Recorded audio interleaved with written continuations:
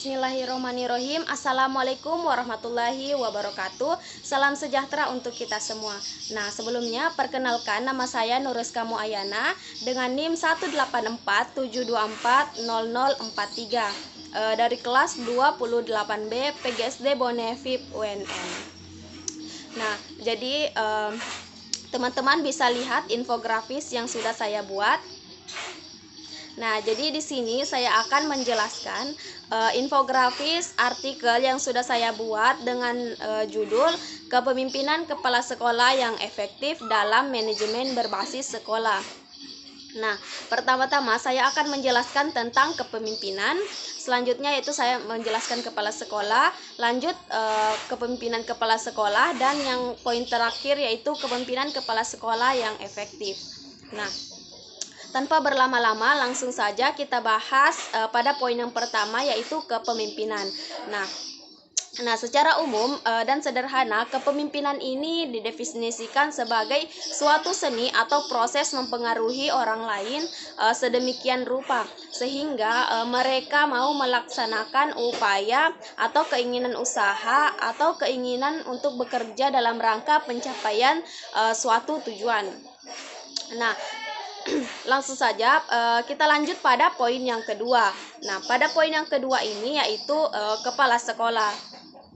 Nah, jadi kepala sekolah ini diartikan sebagai seorang pemimpin sekolah atau satuan pendidikan tempat menerima dan memberi pelajaran. Kepala sekolah ini sebagai seorang pendidik juga harus memperhatikan dua permasalahan pokok, yaitu sasarannya dan cara melaksanakan peranannya sebagai seorang pendidik.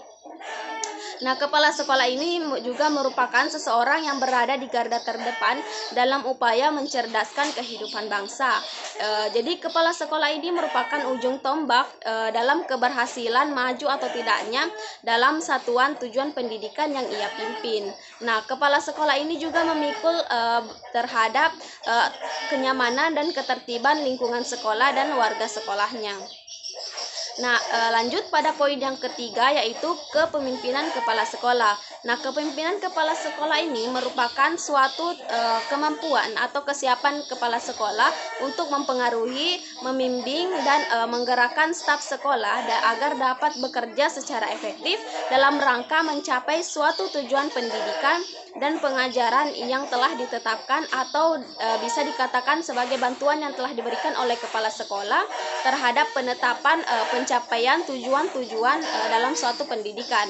Kita lanjut pada poin yang terakhir yaitu kepemimpinan kepala sekolah yang efektif. Nah, kepemimpinan ini merupakan inti dari manajemen. Nah, oleh karena itu agar dapat menjadi manajer yang sukses harus memiliki suatu kepemimpinan yang baik. Manajemen berbasis sekolah memberikan keleluasan yang penuh bagi sekolah untuk mengelola semua potensi yang ada di sekolah. Nah, selanjutnya yaitu kepemimpinan kepala sekolah yang baik akan berdampak pada tercapainya tujuan sekolah dan menjadikan manajemen sekolah yang efektif.